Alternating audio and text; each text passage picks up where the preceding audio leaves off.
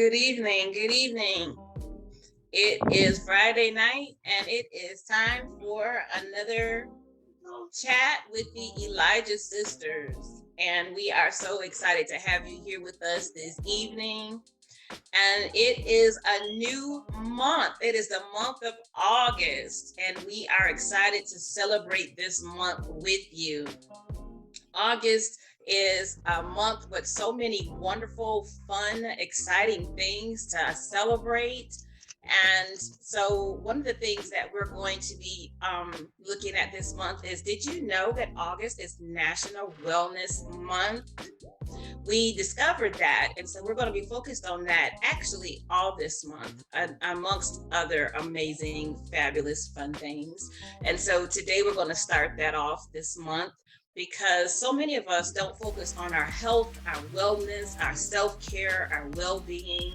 And as we get to the second half of this year, we want to make sure that we are healthy, well, and fabulous. So it is National Wellness Month, and we're going to get right into it. And so we have a lot of things that we want to get into. I tell you what, I want to get started to making sure for all of our followers, if this is your birthday month, we want to know it. So if this month you are celebrating your birthday, make sure that you let us know in the comments, in the chat, so we can make sure that we say happy birthday. Two of us will sing happy birthday to you. And we will make sure that throughout the month, we give you those appropriate shout outs. I know that my daughter celebrates her birthday. Well, we'll say it again next Friday, because actually next Friday when we're filming will actually be her 25th birthday. So maybe if we're lucky, fingers crossed, we can even get her on the show for a moment.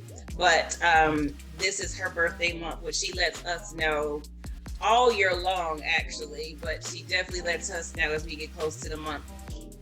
So, but if it's your month, we want to give you a shout out. If it's your anniversary month, or just something special, we want to acknowledge you this month. So let's get into it. So we have some news updates, and we're gonna throw this over to my sister, I'm so churchy, Chantalee. I'm throwing it back to you because I still my notes ain't coming up. All right. Coming up. So I'll let you know while we're dealing with health and wellness, we're going to be having a feature vitamin to get you started and get you healthy and strong this month. So the featured vitamin for this week, Angelique is going to give it to us.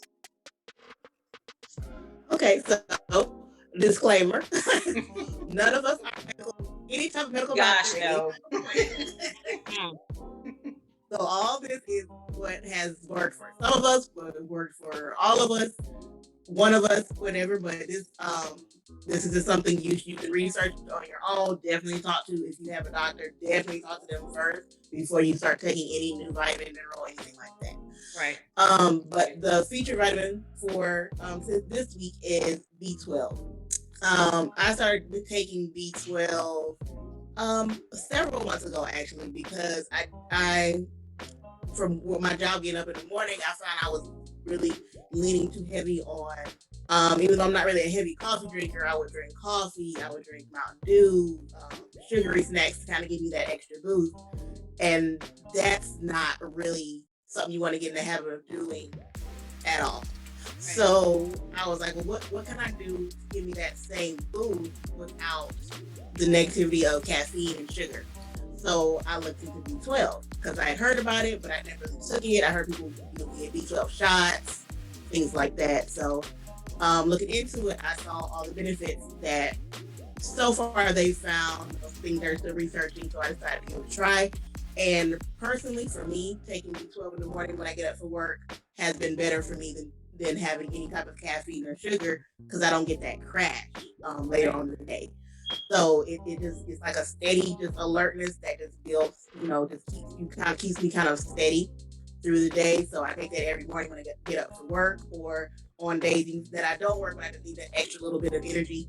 And I found B12 is definitely something I, go back to repurchase. I would say the B12, it has so many different benefits outside of energy, and B12 is something that your body does not actually naturally make. So you have to take it either in a supplement or get it in foods. But the thing with B12 is only in animal products. So if you are vegan or vegetarian, you probably will have to take a supplement because if you're not eating like eggs, cheese, meat, you won't get B12 in your body through that. So you'll definitely have to take a supplement if you're trying to stay vegan. And definitely research if it's vegan, what you're taking, if it's vegan, if it's vegetarian before you start taking it.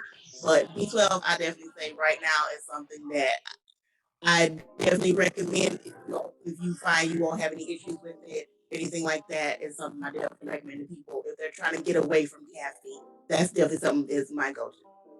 Awesome. I know that when I was working, I don't want to say the company name, but the company where I had to get up very early in the morning, B12 definitely helped me a whole lot because I worked with heavy coffee drinkers and caffeine drinkers. And I was used to working with coffee drinkers.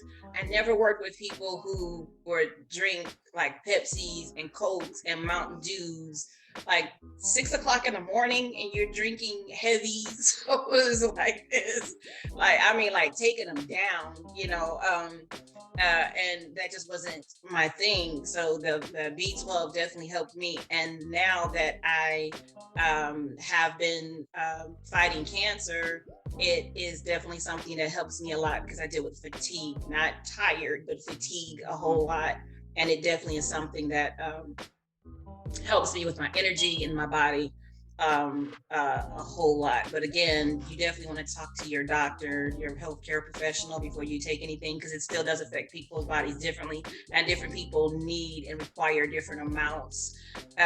For me, though, I find, and this is really weird, a lot of people take their vitamins in the morning. It's very heavy on my system. I find that it's better for me to take mine at night because a lot of them make me very sleepy. So it's just different for different people. Definitely So with B12, it's one of it's some of them build up in your system. B12 is one of the ones that if you don't need it, your body just naturally eliminates it. Wow. So it's definitely not something that you want. You can't make a dose. You can't take. If your body just doesn't need it, then your body just will eliminate whatever, and it really won't have an effect. But definitely, if you do have a B12, if you're just feeling like, oh, I'm, having issues with energy, definitely, if you can get checked out, make sure it's not iron or something else. right. But it is something that your body will just naturally eliminate what you don't need. So that's something that about B12. But definitely, again, I'm not saying everybody run out and get B12. None of us are saying So everybody go run buy out out and get Walmart and B12. Walgreens and CVS for the B12s. And we'll try to put up something about B12 on the website, on the Facebook page by the end of the beginning of the week that people can read. So just to be helpful for the month. And so thank you, Angelique. And I look forward to what next week's fun featured vitamin and mineral will be. And we challenge you to take it if you're able to, and let us know how you're responding to it, how it's helping you, and how it's working for you, or what your vitamin recommendation is for the month, and what works for you. Yes. Oh, you ready? I'm gonna throw So the ball back to you now, darling. so with Brittany Griner, I don't keep up with the NBA or the WNBA, but it was something about this Brittany Griner case that made me want to look more into who she is. And so how I do that is because I'm a Vedic astrologer, I wanted to like look into her chart and like see just learn more about her and understand why is this happening to her right now.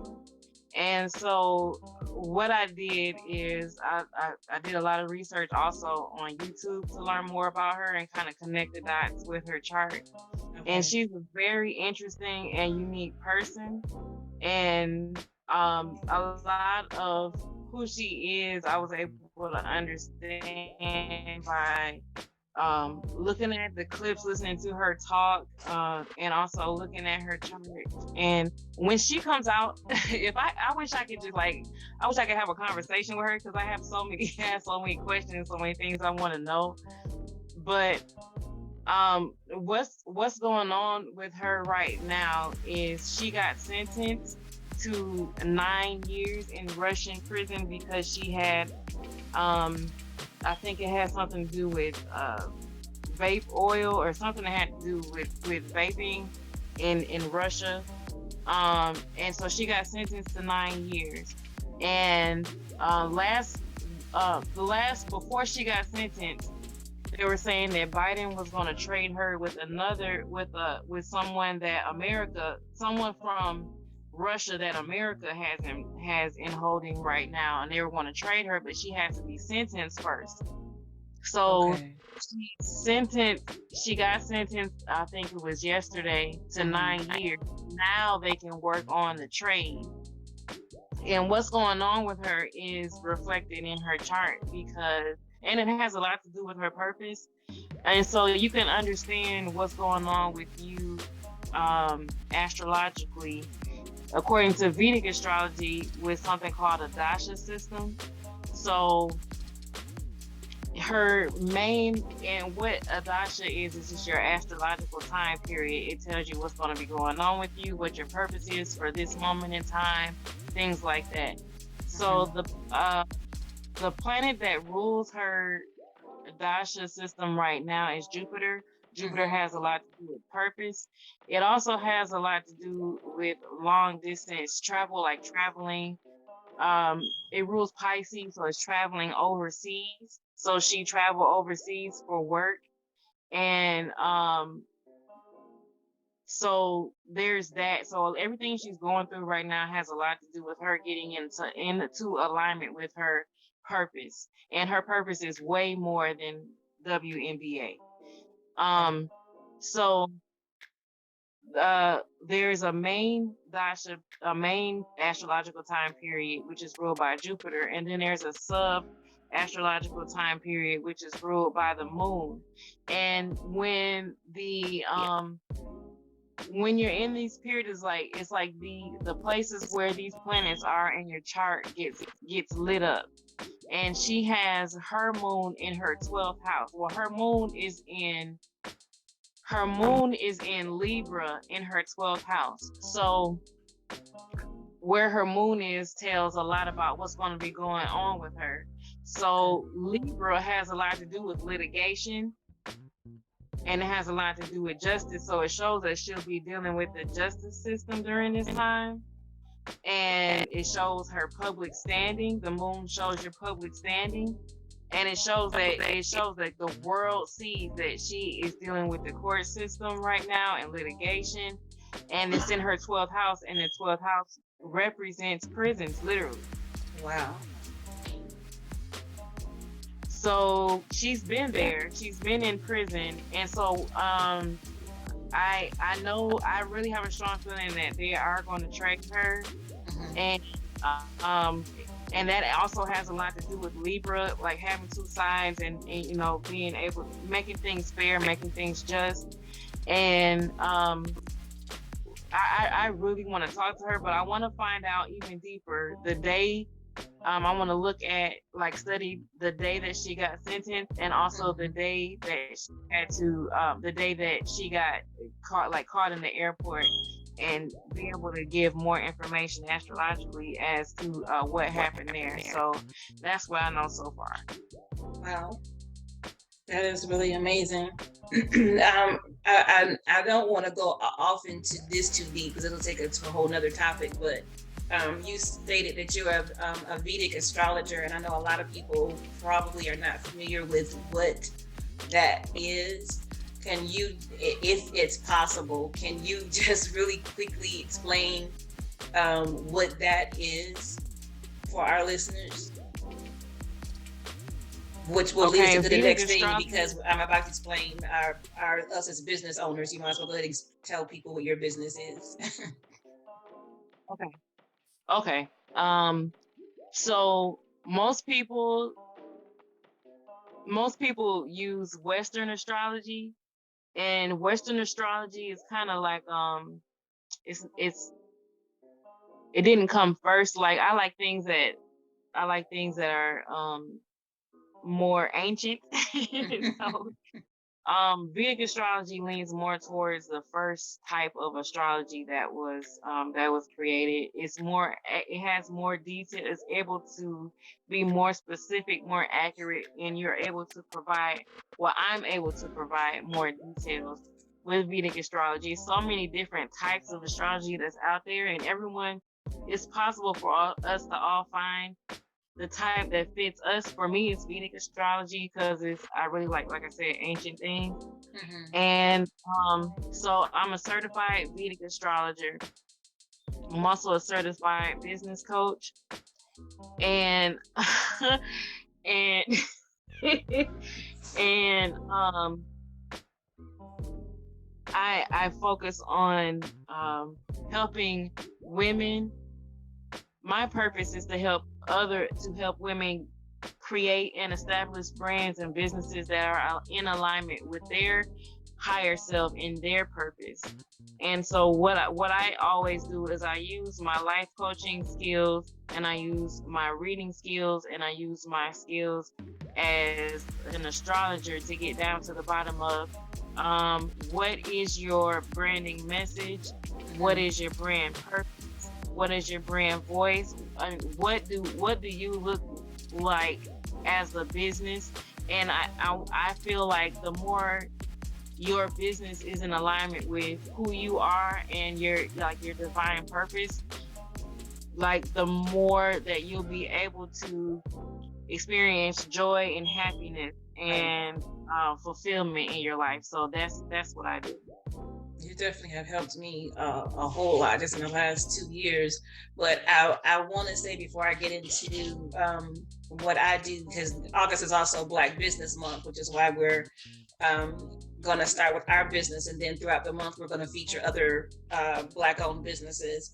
But I just kind of want to highlight, because people are going to ask.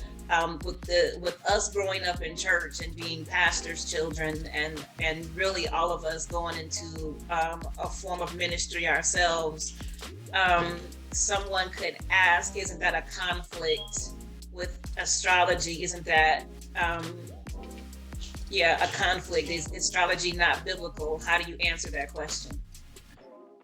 Because a lot of people think astrology is witchcraft.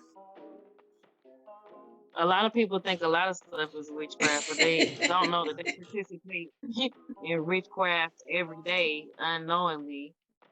But anywho, I do have conflicts, and I did have conflicts with that, because my parents are pastors, and I don't want anything that I do to reflect negatively on them. And that's the only conflict that I have. Mm-hmm. Other than that, what made me feel at peace is my parents accepting me, accepting who I am, accepting that, just accepting that I'm a little different, and I do things a little different, and I see things a little different. And a couple years ago, my mom showed me a lot of stuff about the prophet Daniel. Right. And she showed me about how he was astrologer, and he came from where he came from. They were trained to be astrologers, and to know things like that. And that really and it's in Daniel. And I want to say, I forget the exact chapter and verse and everything, but I know that she showed me in Daniel where it was. And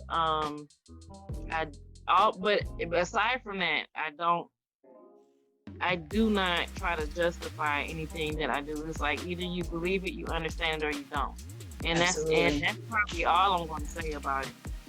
That's all I want you to say about it. I just to speak on it. But I think the only other thing that I would say is, every Christmas season, God knows we forever quoting, you know, in Luke, when it talks about to follow in the North Star, that's the same thing. Like, they were reading the stars to even find the baby Jesus.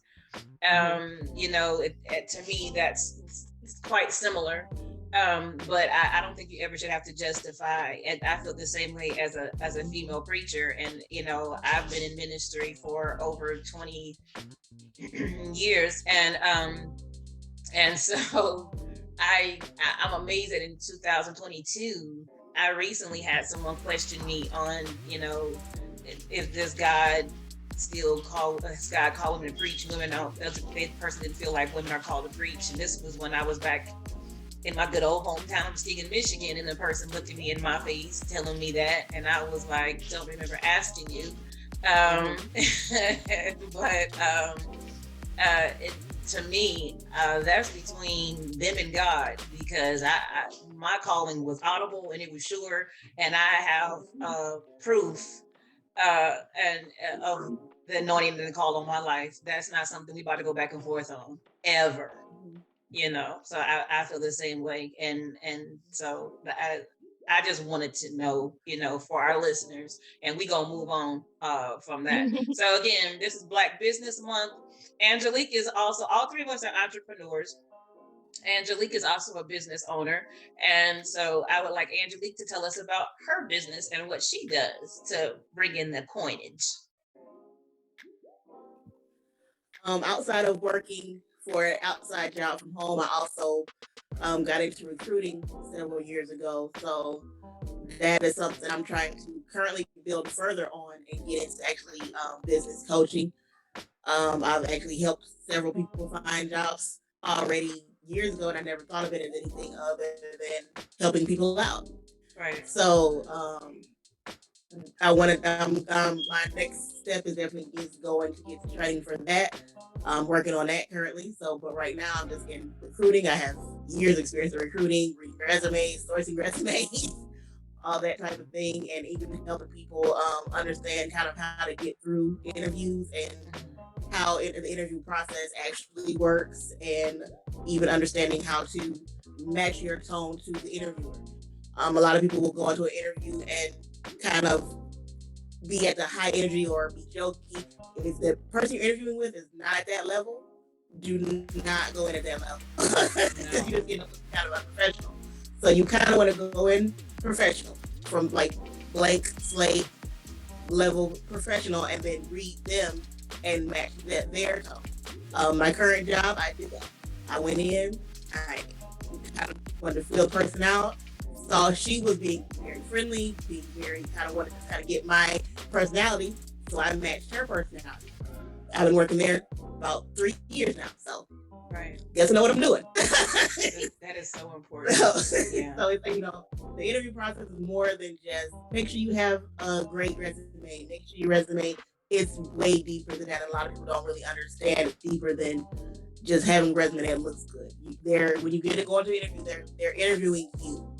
Right. So, you know, there's a lot of steps you need to do for that. So that's where I am right now, building that out, trying to, you know, really get that to the level I want it to be in, because our parents raised us to bring money in and be business owners and be whoever we want to be. So right. My thing was, I want to help people get work.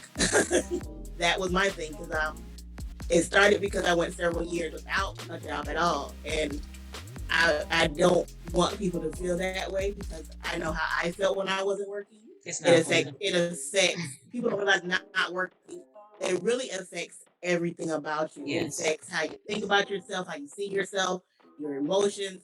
You know, it can really get you to a bad place. So I don't want people, like, even if you just get a job to go do something else, you have a job, work. Mm-hmm. So right. That's really my thing. Is I really enjoy helping people find jobs. So that's my thing right now. Recruiting and helping people. Just, you know, people contact me, ask me, do I know anything that's open? Do I know hiring? Do I know different things? And I've helped several people, and I never say anything about it. I let them help them out and do what I do. So. And you're very, very good at that. And God knows, one of my least favorite things, I think two of my least favorite things is physically moving I do not like moving from one home to another, like packing and moving and doing a resume. Like it physically hurts. I don't like it. I will gladly pay somebody else to do it. Like I updated it once for where I'm working now, and then I don't want to keep doing that. It's so much, a lot of effort. And then a lot of times, you even have to make sometimes several different resumes to match several different jobs if you're looking to. And a lot of people don't know that. Like they just do one resume. Your resume has to be tailor made for the job that you applied for. And I knew somebody that had a lot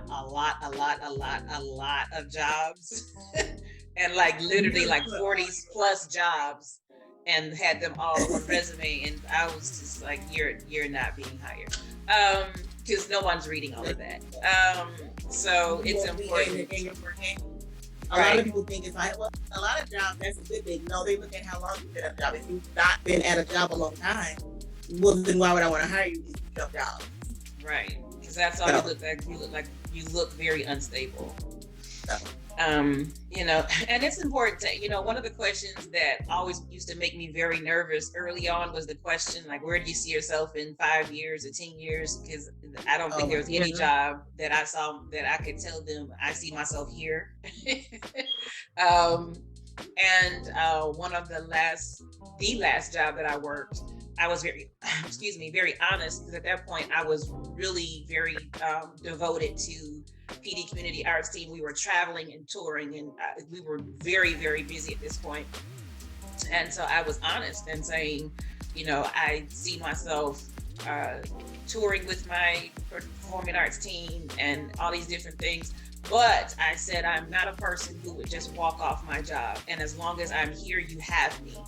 And when it's time for me to transition, I will let you know in more than enough time. In fact, I said, when it's time for me to go, we'll both know. And I actually got the job based upon my honesty, because he said most people lie to my face and they give me this, I'm gonna be here. And he said, you and I both know you probably won't be here 6 months from now, but you're gonna tell me you'll be here 10 years from now.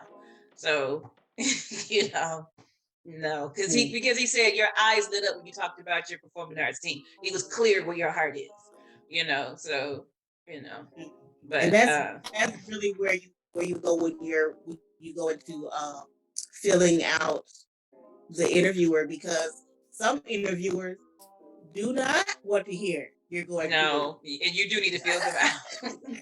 Because the job I had before that, where we both worked at the same job, that's not what you tell them. No. That's say, I see myself. But the thing is how you answer it. Don't just say, I see myself here 5 years from now, because they're like in the same. It's how you answer. So, I see myself in a supervisor. I see myself grow. Like, it's how you answer. And a lot of times you can fill out how, if you know what you're doing, you can fill out your interviewer. And then sometimes it doesn't matter, you want the job. Right. That is life. So it really depends on a lot of different factors. So it's, you can try your best, you can do everything you want to, but at the end of the day, it's up to who they decide to hire. Well, I have been blessed to be what some people call a serial entrepreneur. I can see that. You're addicted to it, or you can't stop. But I have a couple different businesses that, and I say businesses and endeavors that I'm invested in, and I love every single thing that I do. One of the things that my father, both of my parents, but my father really put into us is to have multiple streams of income. And so one of my life goals is to have up to 8 different streams of income. So life is just good. And so you're not thinking about anything, definitely not worrying and struggling, right? So my main business is Black Diamond Global LLC, which I am a special event producer. For years, I was a special event planner, and in 2015 I went from planner to producer. I was explaining to people there's a difference. When you're a planner, you work for somebody else, and you're on their time, and they choose how much money they pay you. You're on their time, and you're making their vision come to life, and that's good money. But for me, because I was such a creative personality and such a creative mindset, and I was always thinking about, well, I want to do this with this theme and this production, and I was always creating and doing things that I felt like it was time for me to just do all the things that was on my mind to do. So I became a special event producer, which means everything is mine. All the ideas are mine. All the things are mine. But also means all the work is mine from start to finish. But it also means all the money is mine, unless I, hire out. And I do sometimes work with teams depending on what needs to be done. But it has been very fulfilling for several years. I had Leading Lady Women's Expos that traveled around the state, and I have been contemplating revisiting that because people have been asking me to do it.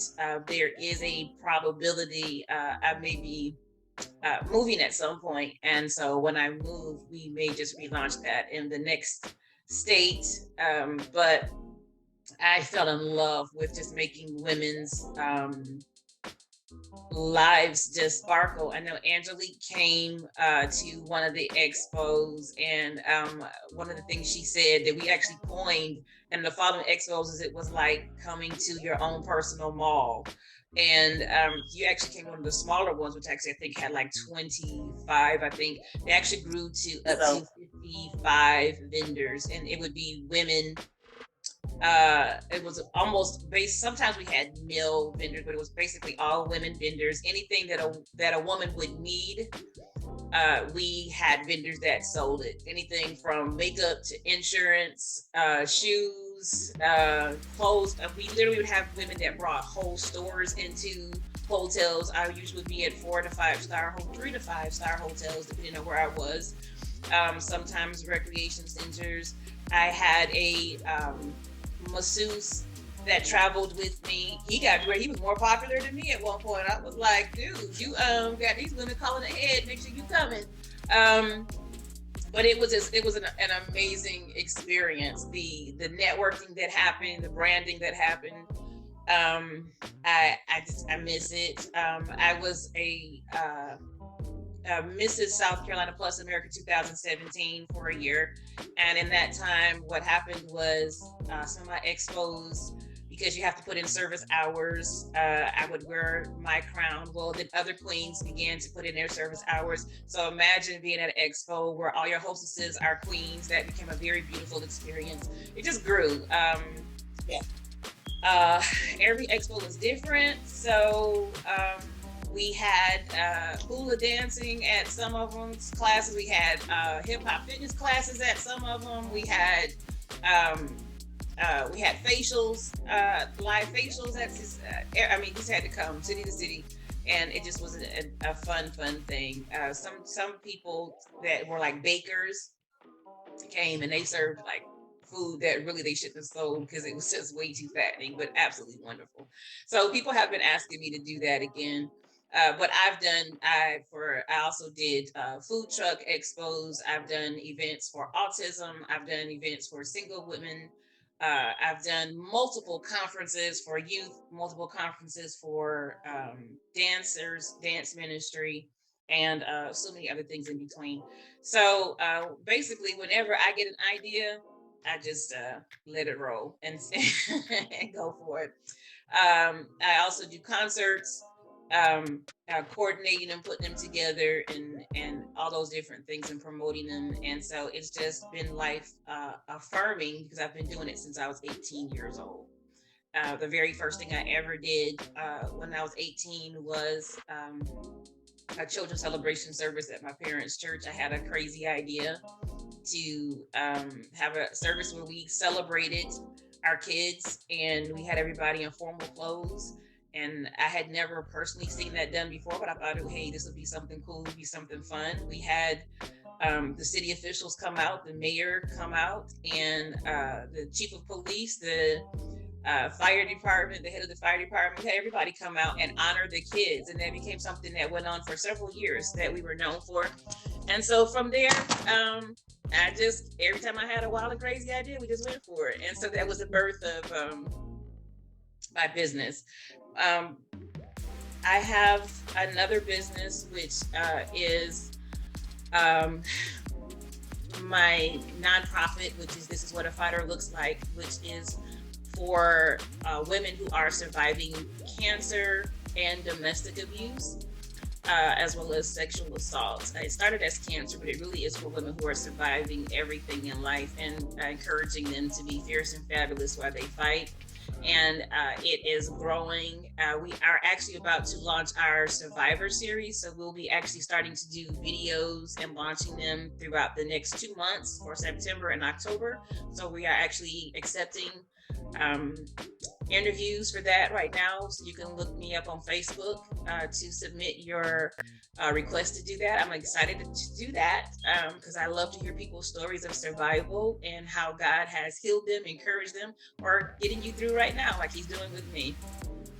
I am the artistic director of PD Community Arts Team, which is currently on a hiatus, and we are about to relaunch.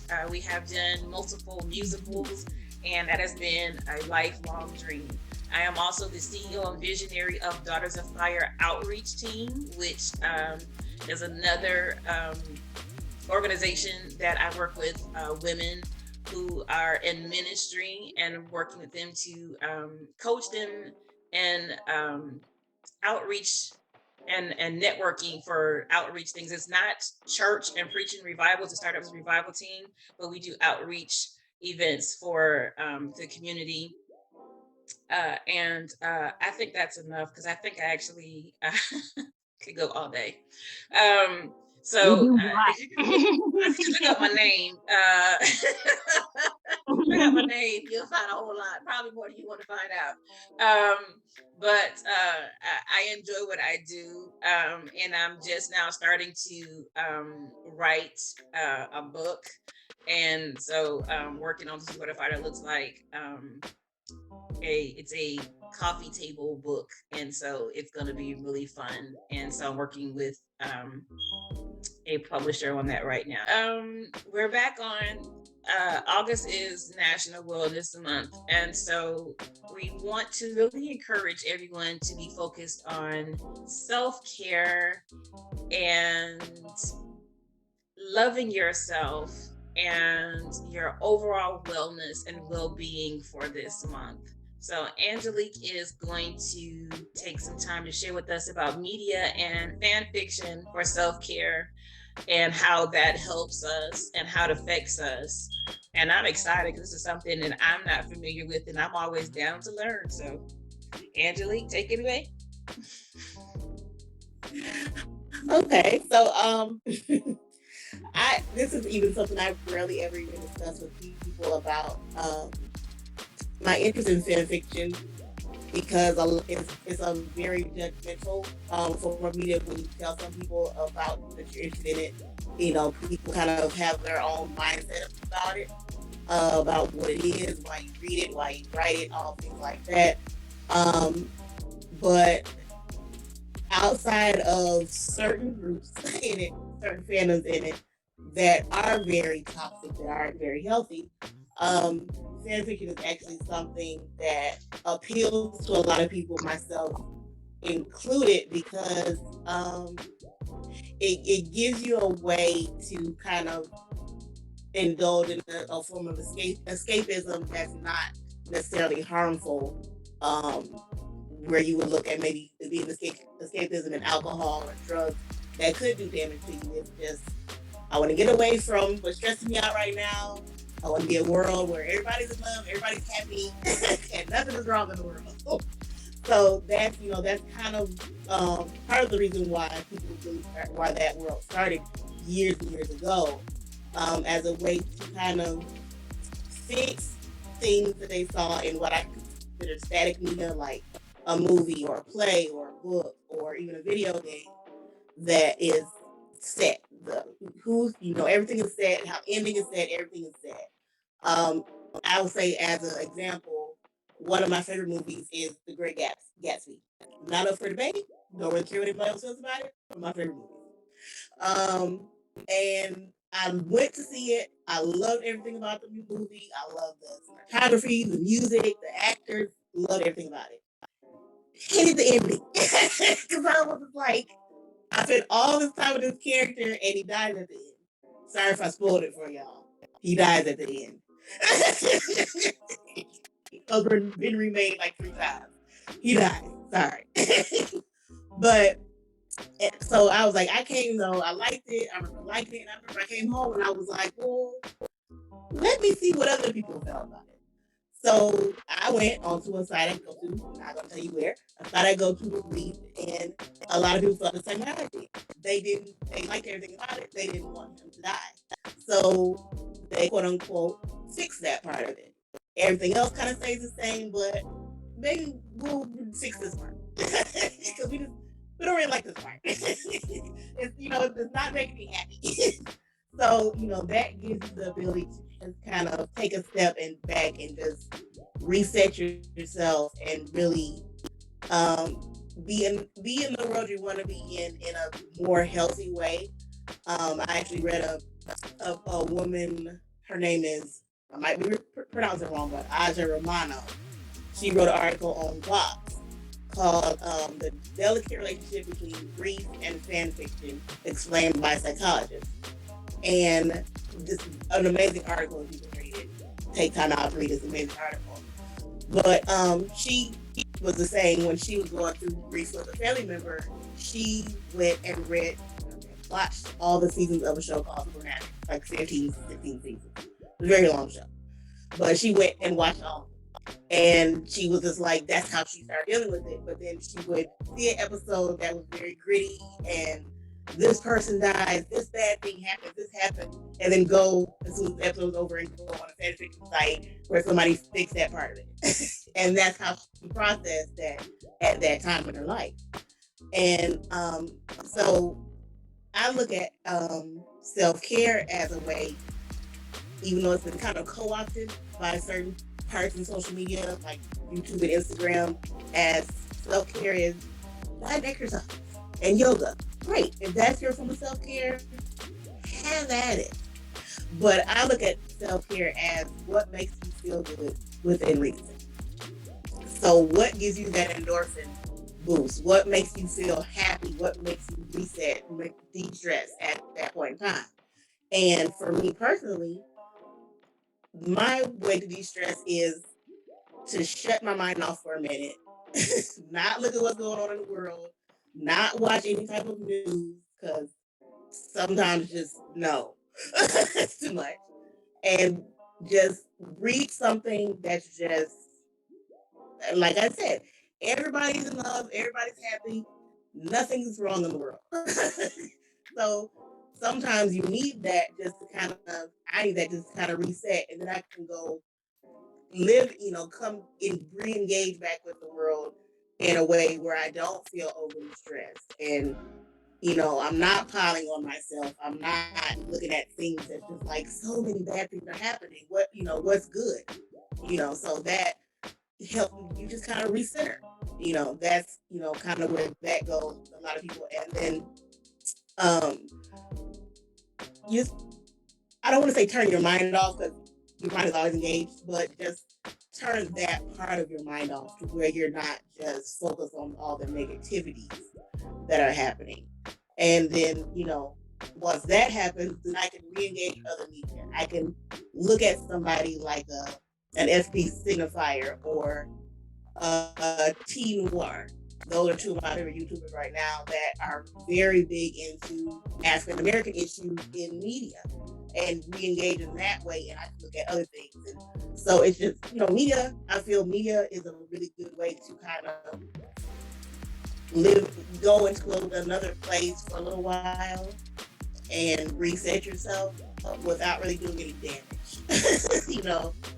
You can live in that fantasy world. You can look at something like a Disney movie or a musical or anything like that and just look at the good things Right. for a minute. And a lot of people think, well, that's not reality. That's not health. So we all live in reality. I don't need to be reminded of reality. I think sometimes you just need to take a break mental break and just take a step back and just be like, let me just take a minute. So that's really where I got deep into fan fiction and, being able to talk to people that kind of feel the same way. They're looking at media that they love, but they want to just take some of the negative part out for a minute. Just, what would this world be like if things were better? So that connection between that and that, um, a lot of people don't see that side of it, which is sad. you know, it's sad that people don't see that it's more than just.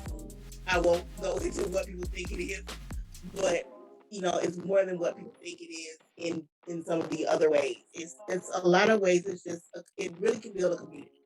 I've met some very cool people that I talk to and exchange ideas and root them on when they're writing stuff.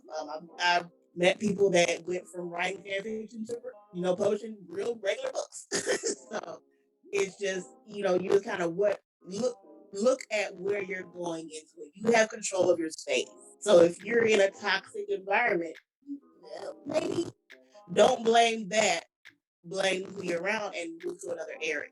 So I haven't experienced anything extremely toxic because I don't engage in that. So that's just kind of where I am with that. And just when I look at self-care, that's what I think of. But when my moment is like when I know I'm getting stressed, I know I'm getting great.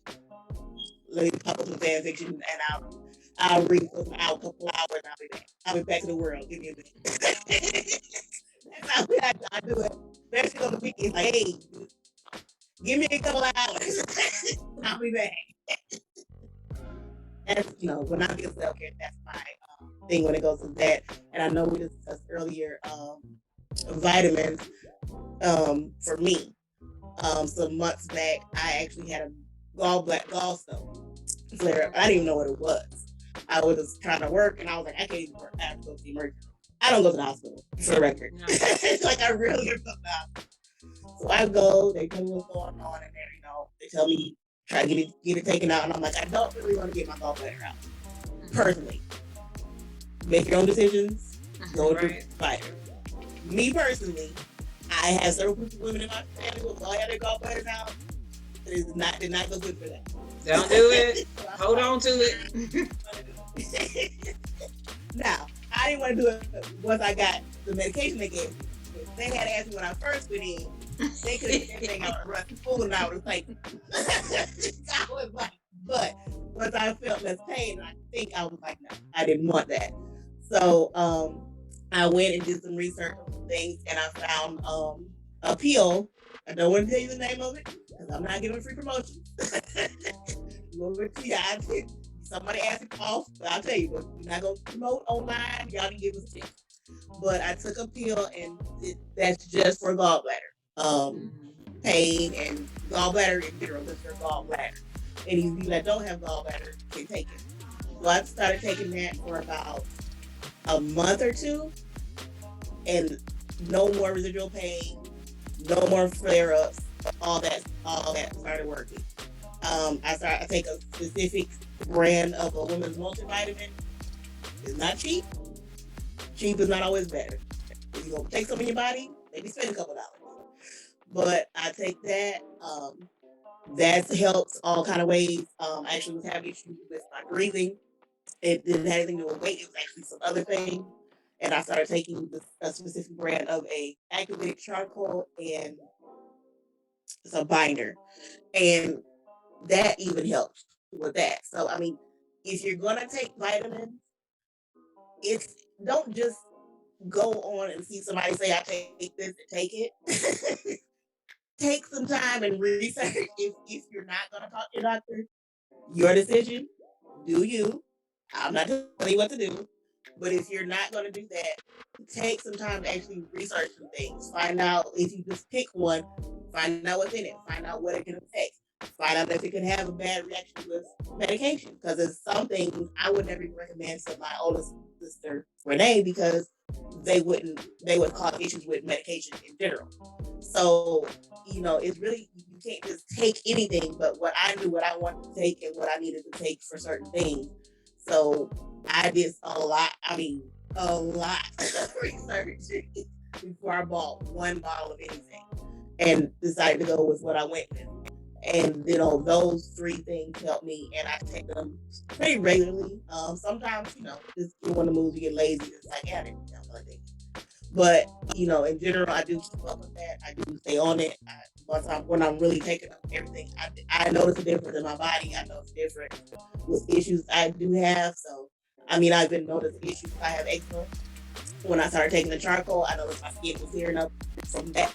So, again, it's really just doing your research and taking it with education behind it. Don't just pop pills in your mouth, but educating yourself and being like, okay, I'm going to take this. This is what it's supposed to do. I'm going to test it out for a month at least. Nothing's going to happen in a day. Take it in a month.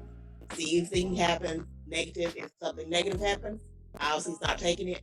Definitely talk to somebody, anything like that. But from what I take, I do notice a difference. I will say, in a general way, I recommend that. I will always recommend a good multivitamin, a multimineral. I recommend anybody take those if they can. You don't realize your body's missing stuff until you take stuff, and you notice you feel better. So those things is what I go when I lean towards for me personal self-care. When I think of self-care. That was very, very good. I know that I hadn't really heard of fan fiction until you really introduced me to it. And so when I first heard about it was some years ago. So I think it was more of Wild Wild West kind of when I first was familiar with it. It was a little wilder back then. But number one, I respect what anybody does to make them feel better and relaxing. But I definitely know that is your self-care, because I see you grab that tablet in a hot minute and be gone. I put my headphones on and be like, I don't interrupt me for a minute. whatever works for you. But we were all raised in a household where reading was fundamental for sure. We read far more than we watched television. So that doesn't surprise me that any form of reading would be your escape. It's mine. I still need to turn the pages of a book. I just can't. I can't digitalize. I just can't digitalize. It just doesn't come off the same for me. Space to deal with books. Right. I mean, I get it. I mean, definitely. And there's certain things that because I have some things that I do still listen to certain books. I can audio books, but just for me to relax, I need to turn pages of a book. That's how I sink into reading. That's actual relaxing for me. But I do understand it, and I hope that I had gotten away from reading. And actually, when I was going through being really sick for a while, that actually helped me, like you're saying, to just turn my mind off, to not think about the treatments and not think about it. Actually helped me to not focus on the pain, because I could lose and I'm a fiction lover as well. I could lose myself in somebody else's life, somebody else's story, whether it was real or not, and just be somewhere else. And it just was good for me. So I just think that was a really good tip. So go out and grab you a good book for the month of August and tell us what you're reading or your fan fiction. Yeah. I have Audible and a Kindle subscription, so I read other things as well. Yeah, Audible is my thing for sure. And I get my free books at the end of the month. That's like my birthday every month. I can't wait for that. I use my free Audible to read the You series. It's on Netflix show, but the You series. Not everybody's cup of tea, but it was something else. Right. I really like to only hear the books by the actual author. I don't like to hear somebody else read that. But some of my books, depending on who it is, it's too old, but like you can't have or Arthur Conan Doyle read Sherlock. No, unfortunately, no. But one can only wish. But All right, thank you so much for that, Angelique. But seriously, I would love to uh, see who all is reading this month. Let us know what you're reading. I'm actually going to challenge myself to read something, and I'm gonna let you all know what I'm reading. I'm gonna read something and listen to something this month, and I'm gonna put it on the Facebook page and the Instagram page and share with you all. And I'm sure, well, Angelique will let us know what she feels is our business to know. And you'll never know what fanfic fictions I'm reading because I don't disclose. That's that what to I the said. world. I said But I that would you feel is definitely our share business. what books I'm Well, share something. Find something that you can let us know, just so you can participate. I'm reading it. Audible. All right, thank you. Chantilly is up next, and she's going to give us some smart goals for this month. I'm excited about doing this part. Yeah, I was muted this whole time. Y'all for real? I was wondering why I was like, why is she not giving us stuff? You remember the when Yahoo used to have the Yahoo Messenger, and it used to have the little animated responses, and it had the little yodel girl that would go, hello, hello, hello. Is anybody there? Is anybody there? Y'all, I used to love her. You aging us, Renee. You aging us. What is Yahoo Messenger? I know, right? I know about Facebook. Right. You know, I just have to say this. AOL, we know I just have to say this. Yahoo. I just have to say this, and then we're gonna let Chantilly come on. But back in the day, we used to have Yahoo Messenger, but the thing was to have AOL, and to have your AOL icon match the theme song and your emoji. If you could do that, what? Okay. Okay. Missy, I thought I was doing something. I had all my stuff next to Missy. Y'all was doing something. Y'all could tell me that's it. It wasn't even about the communication. It just needed to look right and sound right. Well, since you were muted, Chantilly, did you have anything to say? No, I was just like, yeah, that's right. I'm like, okay, yeah. I'm like, yeah, girl, yeah. That's what I kept on saying. I'm like, yeah, everybody ain't saying nothing. You were muted.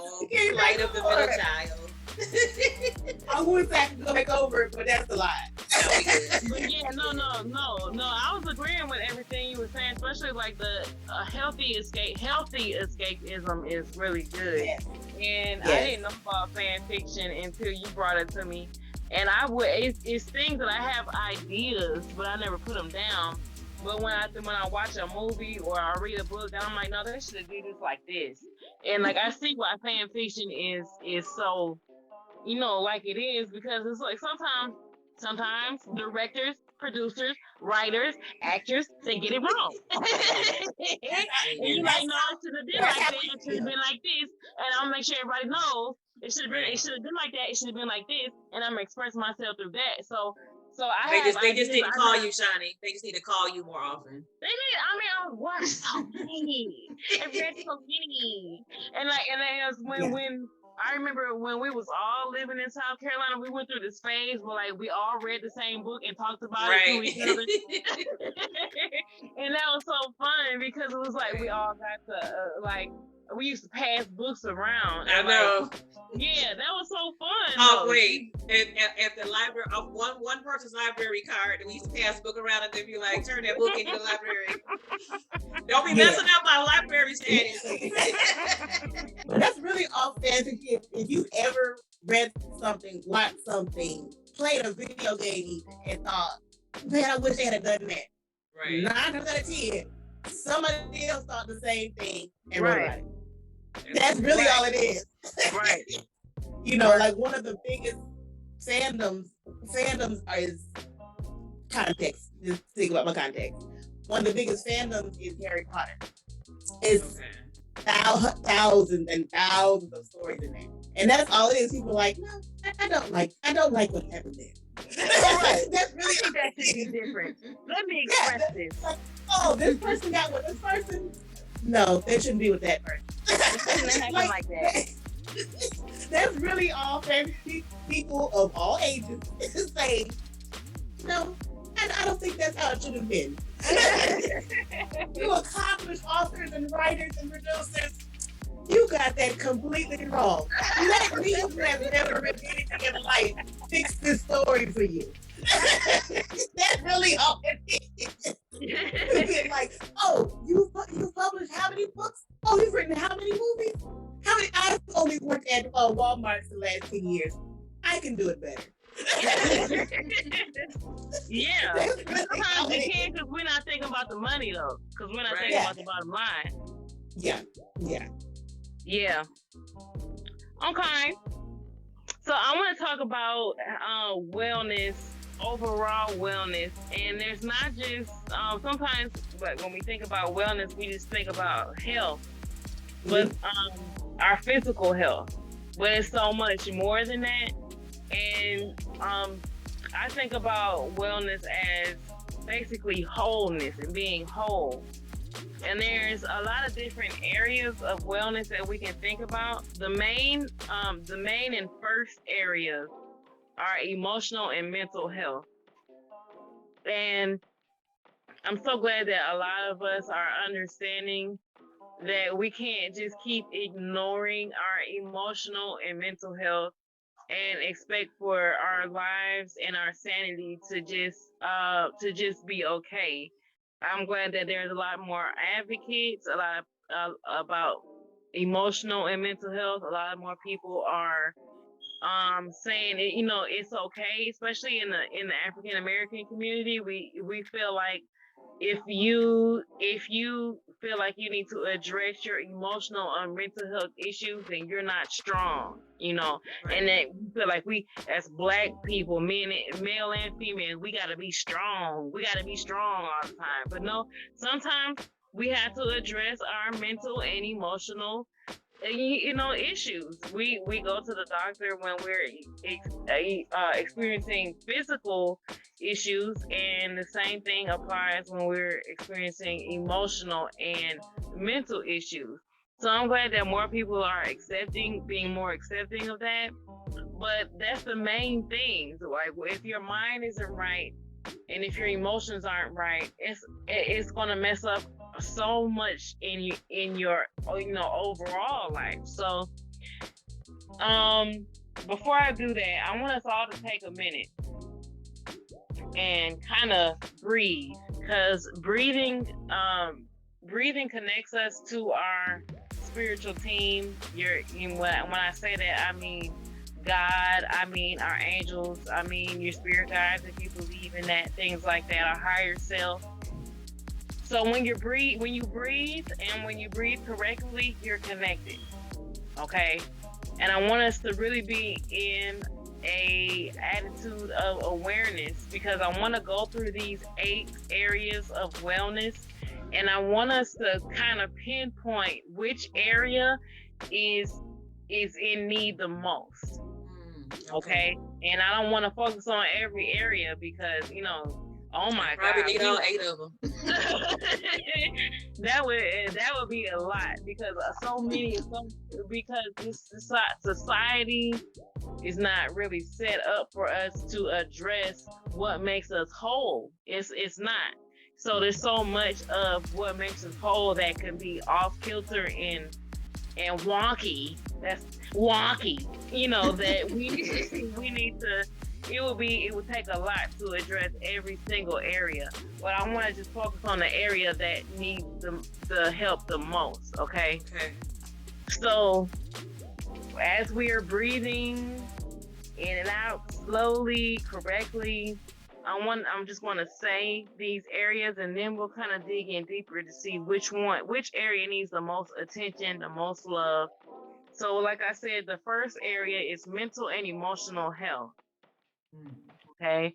I feel like that's the main area that we need to focus on, no matter what other area that we work on. If those areas aren't right, the mental and emotional health, then it's gonna create challenges with any other area. So I'm telling you, you need to focus on that area. You need to focus on those areas, and then we're going to focus on these other areas. Okay. So environmental wellness. How is your environment? Does it support you? Does it support your goals? Is it clean? Is it clear? Is it clutter free? Is it negative energies from people that have been in your environment that need to be cleared out? You know, and when I say environmental, I'm talking about your house, I'm talking about your car, I'm talking about your workspace. Okay. Is that clean and clear? Does that need to be, do we need to create boundaries? Do we need to let go of some things? Do we need to let some new things enter? Think about your environment. Is it peaceful? Is it chaotic? How does it make you feel? Because sometimes we just say, well, this is where I'm at, and we don't think about how does it make us feel? Is it helping us in our productivity?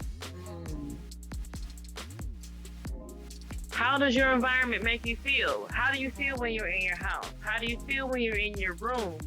How do you feel when you're in your kitchen? How do you feel when you're in your workspace? All that is important. Okay, so I'm going to move on. And next I'm going to go to financial. Okay, time to get real, time to get serious. That money might stress you out.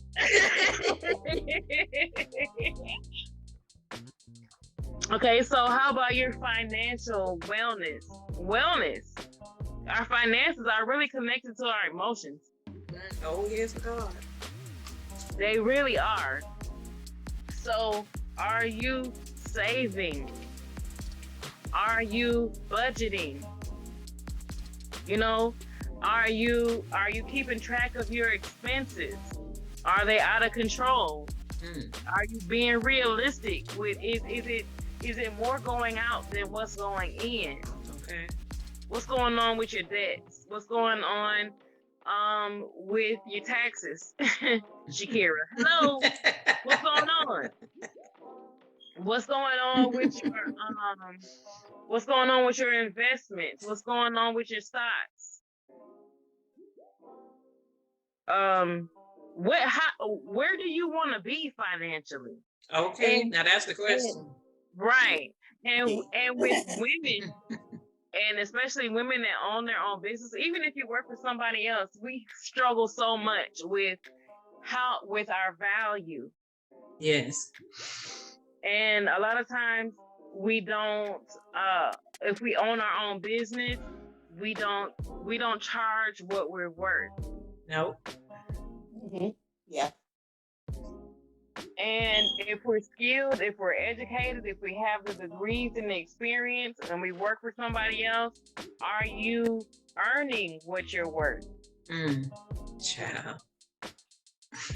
A lot of Take us me have to learn, another sip of my tea. A lot of us have to learn how to negotiate. A lot of us have to say, no, I'm worth more. Right. A lot of us have to stop being so empathetic for other people's issues and be more empathetic for our issues, what we got going on, what we need to pay for. You know, we want a lot of, especially because I work with a lot of spiritual people, a lot of coaches, a lot of readers, you know. Yeah. A lot of, and they know that they have a lot of skills and a lot of experience and information that can help people, and they have so much empathy for other people's issues that they give their experience and their education and they give their time and they don't get anything back. So you just gonna call me out like that, Sean? That's what you gonna do? No, we ain't talked about that, but that's how we are. No, that's what I struggle with a lot, a lot. A lot of us do.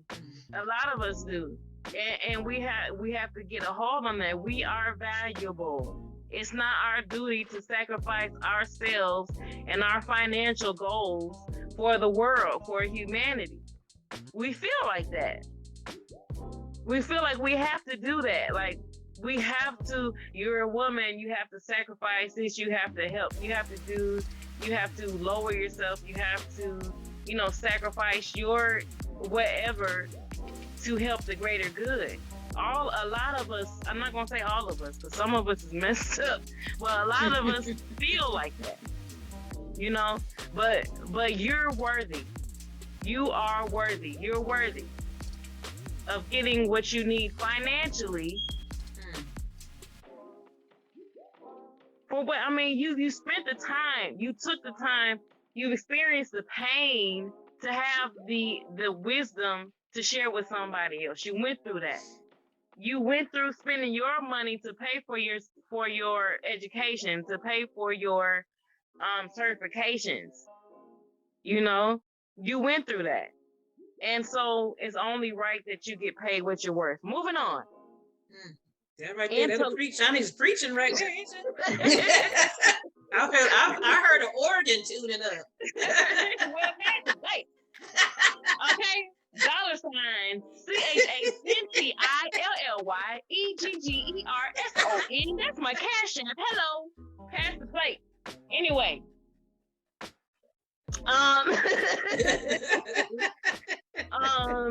Intellectual, and I feel like that's in alignment with what Angie was just talking about. Are you being we need to be fed intellectually. Yes. And so it's getting books, reading books, watching documentaries, anything that feeds you intellectually, you need to be fed. These katydids are loud as all get out. Y'all hear them?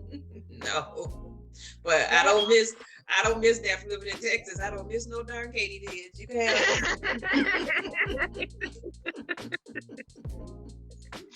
katydids, Katy don'ts, Katy I don't know, I don't remember, Katy maybe so. They're so freaking loud. But feed yourself. Feed yourself. I know as a mother, and when you're I'm a mother and I homeschool, and you're always putting out, and it's really important to be fed intellectually, whatever, and don't be ashamed. Now going back to African American women, when you're an African American woman and you have certain intellectual needs, sometimes the community will shame you for those needs. And so whatever you want to learn, whatever you want to educate yourself on, go ahead and do that. Because as God made us to continually be growing, continually to be stretching ourselves and learning. If you're not learning, I feel like you're not living, So it's so important to feed yourself intellectually. Moving on, occupational is another area. As far as when everybody was talking about Beyonce said quit your job. Sometimes you might need to. Best thing that ever happened to me was losing my job because it set me free. It forced me to become an entrepreneur, and I can't imagine punching anybody's clock ever again. I just couldn't. I work for a company now, but to go to work and punch and work for somebody, I just couldn't do it. It set me, and I remember, and I'm sorry to cut you off, but it just triggered that for me. But I remember when I was being walked out the door. Oh Lord. I was unjustly fired, but I remember when my boss was walking me to the door, and he said, "Is there anything I can do for you?" And I remember telling him to tell my manager, I said, "Thank you. She did for me what I couldn't do for myself," because I was so afraid to leave because I had that good health insurance and I had these kids. And what about she did for me what I knew God told me to do at least a year before then, which was to walk away. So I was like, she did what I couldn't do for myself, and I've never looked back. Right. And the same thing happened for me in 2008. And I got fired. and I was like, I've never been fired before. What is this? What's going on? And it made me think about so much. And I was like, I have a child. How can I get fired? I felt so bad. And then it pushed me to the world of entrepreneurship. It pushed me to get into wedding planning. You know, I was watching a whole bunch of David Tutera at the time. It pushed me into wedding planning, event planning, and on from there. It just kind of, it kept pushing me to find out, how can I be in control of how I make money? You know what I'm saying? And that's why I do what I do now, helping women find careers and businesses that are in alignment with their higher selves and their purpose, because it's so important for you to have an occupation where you make money and it's in alignment with that, and also you're in control. You want to be in control. Even if you work for somebody else, you still want to have your own business on the side. Exactly. So that you're still in control. So how does your occupation make you feel?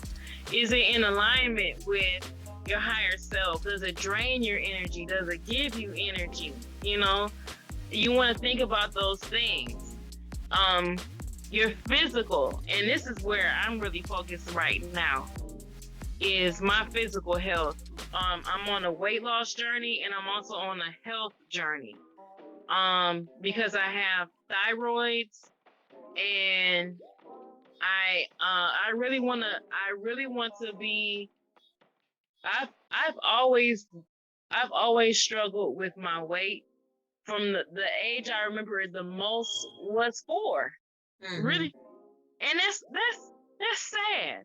You know, I think mine was probably about 8 or 9, because I was always shapely. I always had like hips, and I know I was like 8 or 9, and I was like 105. And it was just how my body was. But I was constantly hearing people say that I was related to, oh, you're so big.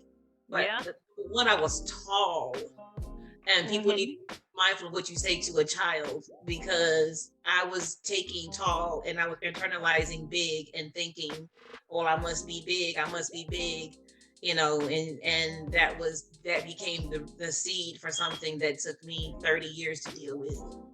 Right. Why is it always family? You know? And because not my parents, I want to clarify that. It was not my mom and dad. If it was not for my mom and dad, I probably would have been in a much worse state. But it was people who had no right to be talking about nobody's eyes. Oh, God.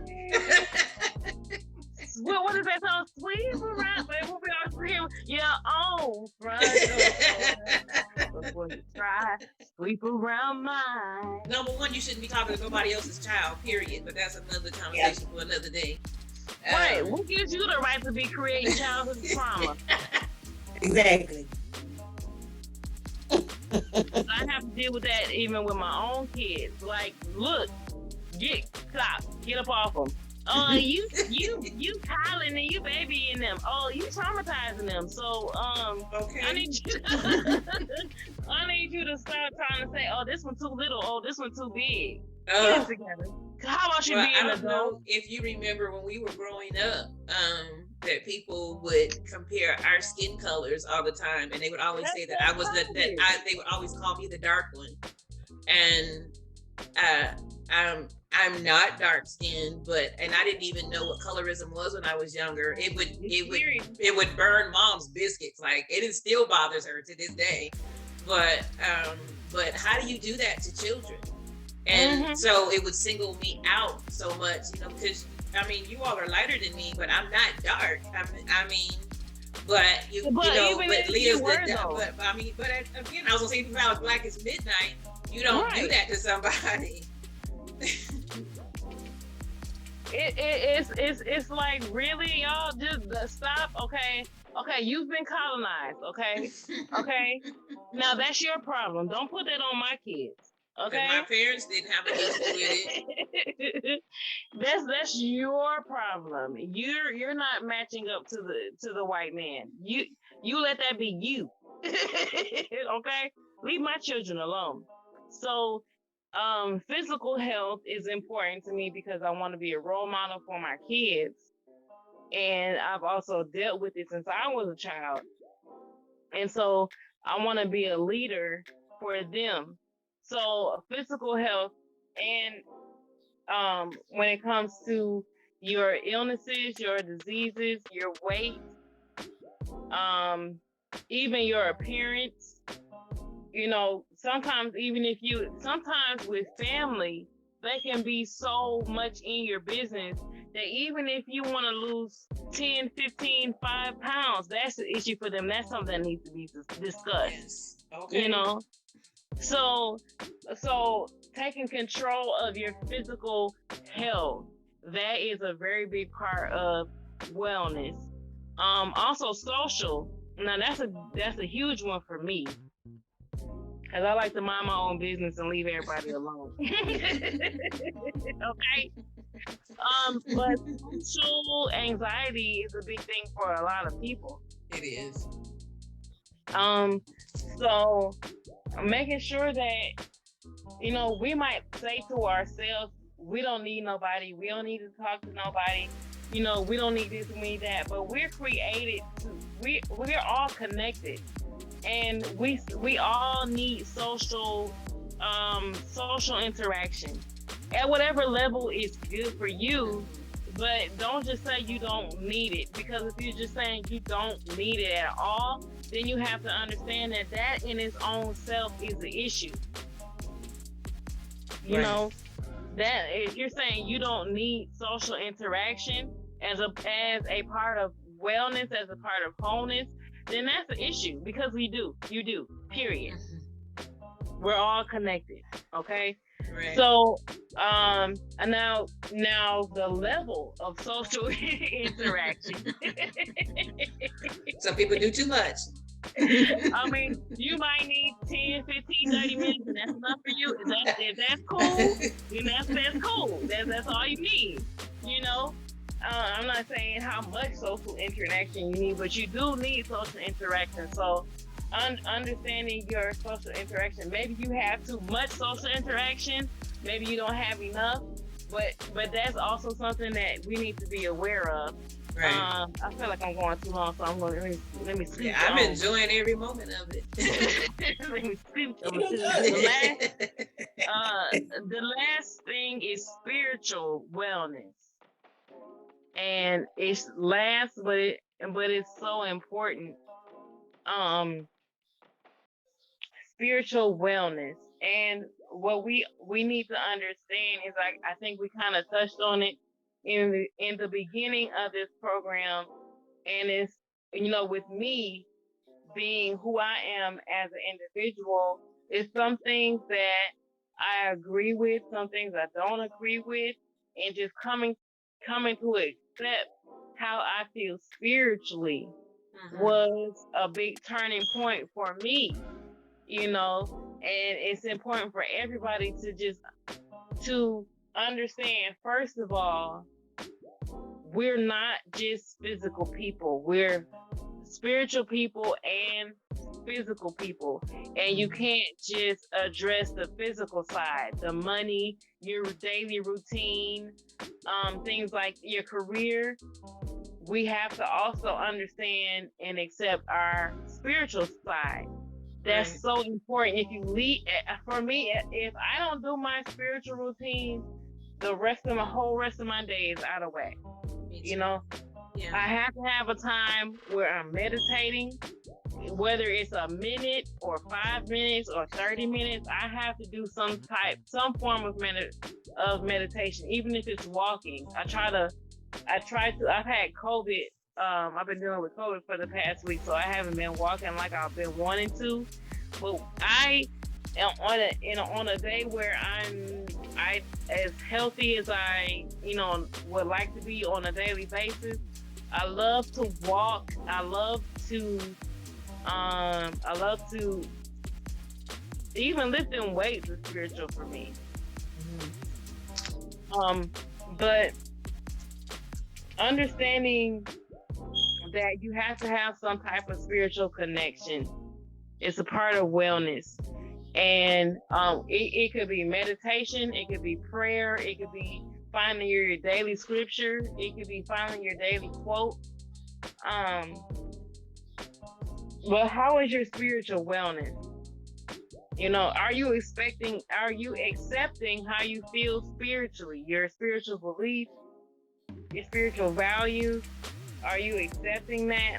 Are you practicing that, having a spiritual practice? I know Daddy was talking about that a lot. I think a lot last month is it's okay to have a spiritual practice. And some people feel like, because in the church they don't talk about, especially like Baptist church or any type of denominations, they don't really talk about having a spiritual practice. They talk about doing what's right. They talk about doing what's right, not sinning, staying in alignment with the 10 Commandments, but not a spiritual practice. But you have to connect spiritually in some way, in your own way. And it takes a spiritual journey to find out what way that is, but really connecting spiritually in whatever way. How is that going for you? So I want to go back over them all real quick. Emotional and mental wellness, how's that going for you? Is that the main thing that you need to address right now? Be honest with yourself. And I'm gonna keep going. How about your environmental wellness? How does your home feel to you? How does your car feel to you? How does your work environment feel to you? What's going on right there? Is that the main thing that needs to be worked on? How about your financial wellness? Are you budgeting? How is your debt? What's going on with your expenses? Is more going out than what's coming in? What's going on with that? Is that the thing that's most important to you right now? How about your intellectual wellness? Are you feeding your intelligence? What about your occupational wellness? What's going on with your job? Are there people that are toxic in your work environment? Is your boss toxic? Are your co-workers toxic? Are you toxic? Oh. Are you prepared for work when you go to work? Are you prepared? Okay. Are you going to work on time? Are you doing things that make you feel guilty or ashamed for how you operate in your job? That needs to be addressed. How about the way you eat, the way you work out? It's so good. What about your physical wellness? Okay, is that the most important thing? Are you connecting with your family? Are you connecting with friends? Are you connecting with people on social media? What's going on with your social wellness? You have to connect with other people to the point where you're comfortable, but you have to connect with other people. What about your spiritual wellness? Are you praying? Are you meditating? Are you manifesting? Come on, China, you preached it today.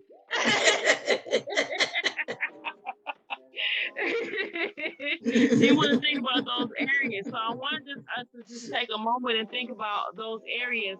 And I want us to pinpoint which area do we need to focus on the most. And once we figure out that area, I want us to go ahead and create goals on the area that needs the most attention, on the area that needs the most healing during this, while we're celebrating wellness, this month of wellness. What area of wellness needs the most attention for you? And then we'll set goals. Did anybody else want to say anything before we start SMART goals? No, you went all the way in. It was so really good. Okay, so I know a lot of people don't know about smart goals, so I'm going to go through this real quick because whenever we set goals, we already know set smart goals. Okay, so we want to make sure that they're specific. Jesus. So we don't want to just say, "I want to lose weight." Okay. How much weight do you want to lose? And Say, by I want to when, be ma'am? rich. I want to be rich. Let's do more than that. Okay, so what are they specific? So you want to say, let me read what because these Katie D's is distracting me. I remember when we first moved to Texas and we couldn't hardly sleep with them things because they get loud at night, boy. Okay. And then when we moved to South Carolina, then crickets was loud. Woo! They own the night. Crickets and frogs. Like, man, hush, please. I just want to go to sleep, but I gotta work in the morning. And you can't never find them. And when you think you up on it, the crickets be like, right. And then they can throw their sound too. Oh just my evil, gosh. the devil. God, why did you do that? Okay, anyway. I was reading a meme the other day that was like, you just can't convince me that Noah probably no two roaches and no two crickets in no ark. They said that wasn't God. No. That was the They devil. snuck on. They snuck on somehow. He always be trying to be sneaky. They snuck on that shit somehow. I don't trust that though. Say, well, nobody shut up on no ark for no 40 days and nights with these bugs. Right. It was the roach that was like, look, I'm going to sell my soul to you. Just tell me what you need me to do. I don't believe no. two mice was on that either, not two pieces. It was two pieces and two rats. It was two mices and two rats. Not two mosquitoes. Could you imagine? No. I'd have accidentally killed them things. No.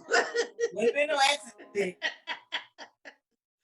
Devil always somewhere doing some messed up lies. stuff. See, it's something that I'm like, Lord, you had all them things on ark. I think them things came after.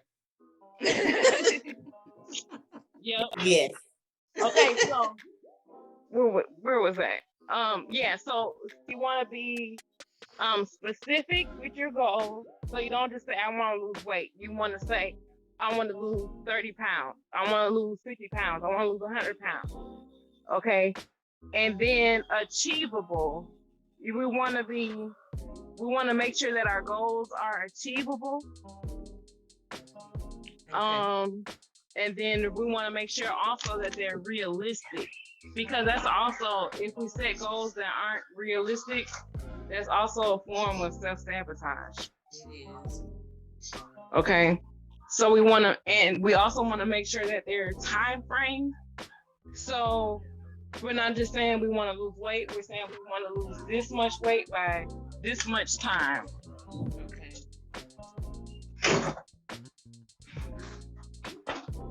Okay, 1 second. I'm finna mute myself. 1 second. Talk amongst yourself. Should give us a topic. I really gotta get. That's just commenting. Yes. I really need to. I've gotten bad with not going to sleep again. What is Aunt Esther's comment? She said she never heard, I think it'd be cricket till she moved to Texas. Cricket's so loud. Yes. Those are not them Texas crickets is they know. And she just said, shots from you making it play. Yeah, them Texas crickets wasn't and the locusts. That's, oh my gosh. And that's the first time I ever saw scorpions and tarantulas. And got the nerve to be leaving your skin around. How about you take your luggage with you, please? Thank you. I was like, this ain't it. Say it right here. When I take off my clothing, I take my stuff with me. How about you take your stuff with you? Right. Them scorpions is disrespectful in Real Texas. thing right there. You remember when Mom stepped on one in the middle of the night? Yep. I remember when I was in the bathroom and saw one come in, I didn't know what was gonna happen to me. I remember when Mom stepped on one and Mom started praying, and she said that she felt the poison go through her leg, but she started praying and she said she felt it stop. Prayer work. You talking about a scorpion? She didn't tell that testimony in a while. She didn't tell that one again because I remember that because that scared me because I just knew people were dying from scorpion. That venom is deadly. I know the scorpion scared, but the first time I ever saw a tarantula, I was like, yeah, the tarantulas with no joke. Should we be living here? That's what I was thinking. I think we need to go back to Michigan because Texas is on that stuff. That's what I was thinking. I was like, nah, somebody gotta come get him because this ain't, I can't, I just left. I was like, dude. For me, it was the snake. I was like, no. And do you remember we found that snake in Texas and we named him Mario? I remember that. And Daddy made a point to show us that that he was dead and the trash people was gonna pick him up. Yeah, we didn't know he was there. We weren't doing that with it. Right. We thought he was in the same spot. But why did we name him Mario? I have no idea. I don't think snakes, because I'm like, I saw snakes on TV. I had never saw a tarantula. Tarantula, because they're huge and furry. And I don't know if you saw the same one. We had one that was like in the middle of the floor in the living room. And I was like, that's the one I was thinking about. We came home from midweek service. I remember that. We came home from midweek service and that tarantula was he was disrespectful. No, the disrespectful one was the one that was, because we had that pit, the one that was running along the edge of the pit, and I like reached my hand along the back of the sofa, and he was like, hello, and I was like, I'm going to bed, y'all. I must have blacked that out. That must have been too much. We cannot both dwell in the same space. Nope, I'm out. See, I remember it was a person I watched on YouTube. Today I was watching him. He was talking to his friend, and he said his old apartment is living with his roommate. She just told him she woke up the other day with, what I'm about to say is what it was. She woke up and it was a rat on her face. Yeah. I'm done with life. I'm out. It's coming to get me. I said, oh, and she telling you about it? Oh no. Y'all never heard the story about when Muddy reached her hand out of the couch and it was a nest of mice in the couch and she ran. Oh, I would have lost it. I would have still been running. No. But I think that's when you like feel stuff on you. I'd have been like taking my wig off. They'd have found me all down the street, like losing all of my mind. Nails, wigs, clothes. I don't want nothing on me. It's about to get serious right now. But I think waking up with a rat on my face. Who's sleeping? Who's ever sleeping again? Never. Nobody in this whole house is sleeping ever again. House? You can sleep in the house because I will never be living there again. Who else gonna stay there? It won't be me. I'm done. No, there is no more meat in this house. It's on my face. I woke up and it's on my face. Oh, but the person I used to be married to said that he woke up when he was a little boy and there was a rat in the bed with him when he was about 10, 11 years old. That explains a lot. Just chilling, just like in the bed chilling. And I'm like, ain't no in the bed chilling. No. And now that you say that, it explains a lot. It explains a lot. Anyway, did I say time frame? Yeah, we didn't get on how the devil led us on that. Satan, I rebuke you. Mind you.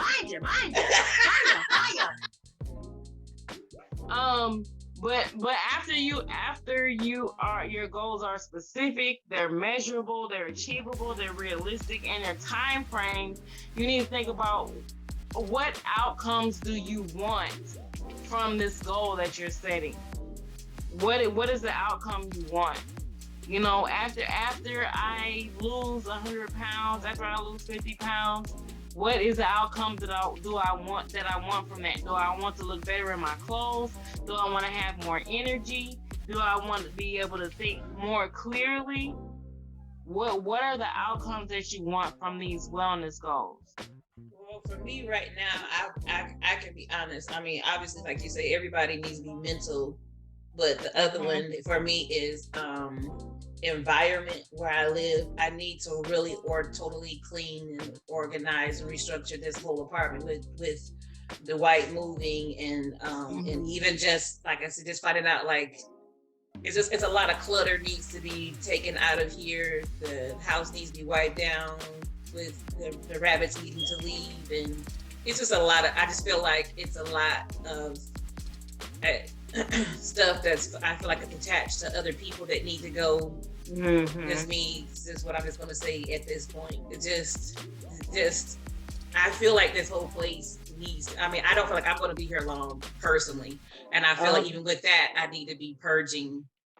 So when I walk out, I can just walk out. But even just the other day when I was walking through here, it just felt heavy. Yeah. And I know for me, and this has been since I noticed the first time I moved in my first marriage when my kids were little. Every time it's been time for me to move, I get very uncomfortable. And it just I become very uneasy. And my first thing is I start to change like the furniture. So I've already rearranged my bedroom. I'm very much into feng shui. So like I've changed that bedroom around. I done twisted that bedroom set everywhere I can twist it. So but I think it's about time for me to just pack up and move from here soon. It's just is I don't know, it's hard to really explain beyond that, but I do know it's some purging and some other things that need to happen. But even just I even was going through like looking through like even some of the dance stuff I've had like for close to 20 years now, some of the garments I had. And the other day, about a week ago, I said it's time for me even to just honestly sell some of that stuff. If I launched another dance team, that stuff is outdated. Dance teams don't even wear this stuff no more. I wouldn't use it. It's just time. Give it to a beginning dance team. I don't. Again, it's connected to memories I don't want. A time in my life that I'm not in. I just feel like it's time. My life is resetting. I'm transitioning so much in my life. I feel like so much in here is connected to places, times, people that I'm not connected to anymore. And I feel like when I walked through here, I saw so much I didn't want to see anymore, including just dishes. It was just so much that I'm just like, if I could just overhaul and dump so much of this apartment into a dumpster, I honestly would. And which I'm gonna get to in my part too, that also included it's a bunch of clothes in here that it's time for them to go because it's time. So once you clear and declutter those things that are related to dance, what is the outcome that you want from that? I honestly believe number one, I'm supposed to be a dance garment distributor. I really do believe that. And then the other two is that the relaunching of my team and the next musical will birth at that time. Yeah, because you have to get rid of the old so you can make room for the new. So I see that. Yeah, if you get rid of the old dance garments and memories that are connected to old dance, situations, then that'll make room for a newness when it comes to dance and creative self-expression for you. And the other stuff in here, like I said, it's just time to move. Is that without telling you too much of my personal business. It's just the Mhm. other stuff that I know, the major transition that's about to happen. As I need to be ready for it when the Yeah. call comes. When the call comes, I need to be able to answer the call. Right. Right. I don't even want to be in a U-Haul. I need to actually be able to move in a car. Mhm. Mhm.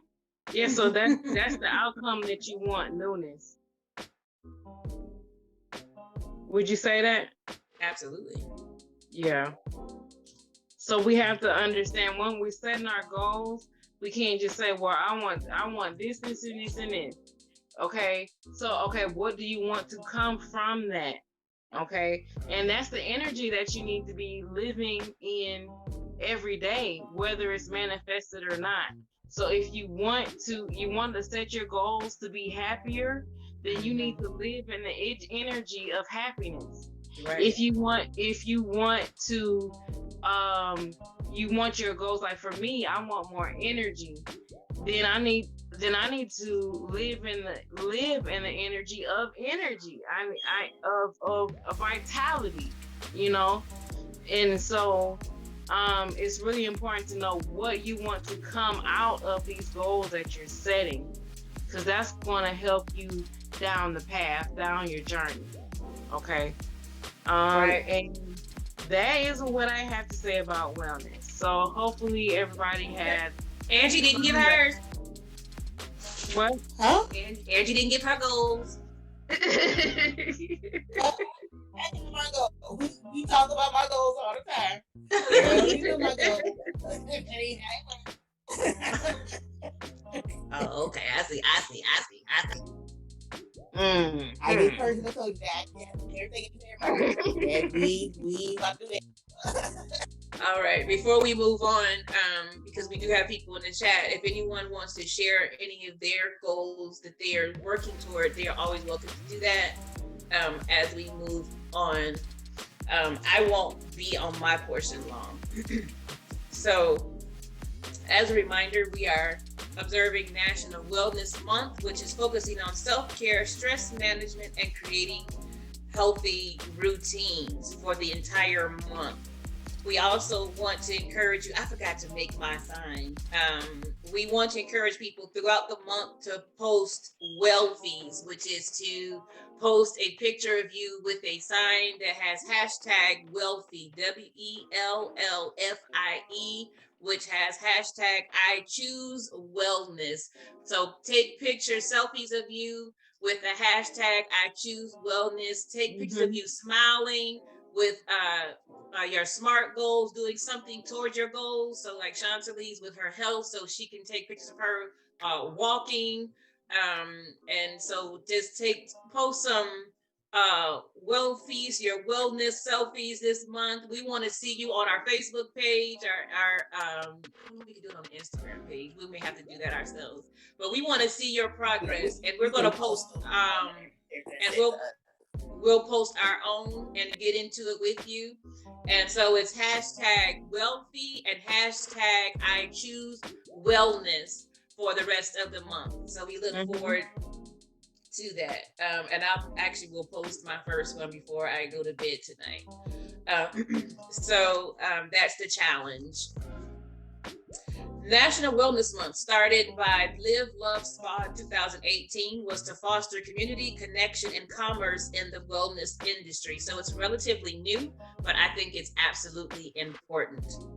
Self-care is an important part of well-being for us and for those around us. It doesn't just affect you, it affects people around you.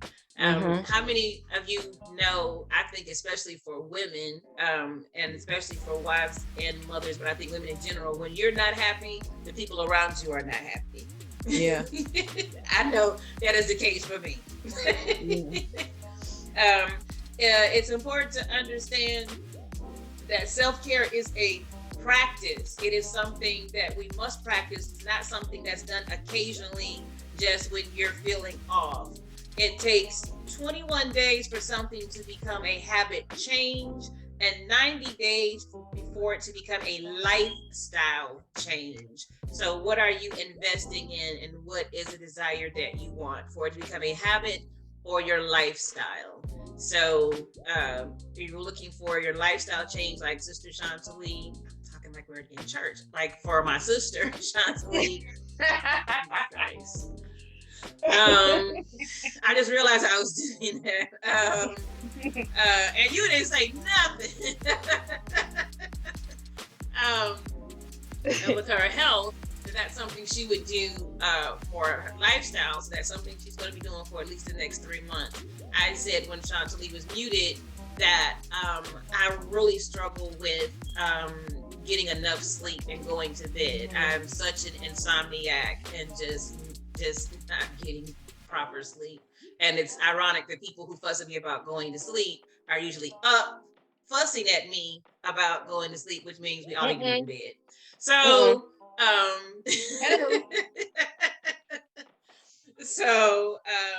but you know, as an adult, you should be getting 8 to 10 hours of sleep a night, and that is to totally reset your entire body, from your brain to your heart to your blood cells, everything. Your body has to reset. So when you're not getting proper sleep, especially from your brain and your heart, you're stopping major health functions in your body, which you do pay for later on. So that's so very important. So for me, I really and I'll do it like 1 or 2 nights, 2 or 3 nights, and then I'll stay up. So it's like you're not creating the habits, you're definitely not creating the lifestyle. So that's something I am. I want to say I'm gonna do it, but I don't want to lie to people.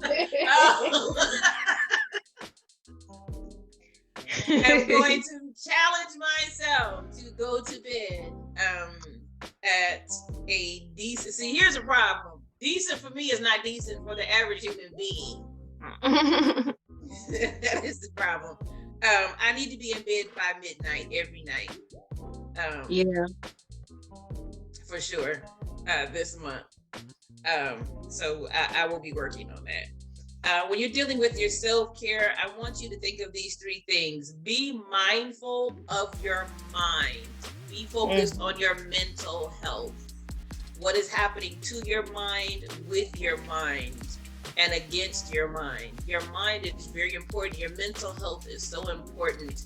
I think for a lot of us, you know, listening, so many of us that come from especially religious and church or faith backgrounds, it's still something that's not talked about. It's something that's begrudged. It's something that's we don't want to admit.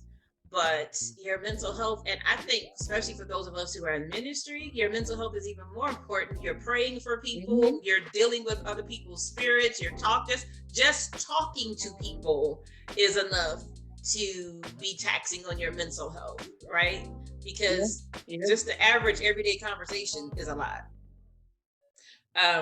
Pay attention and respond.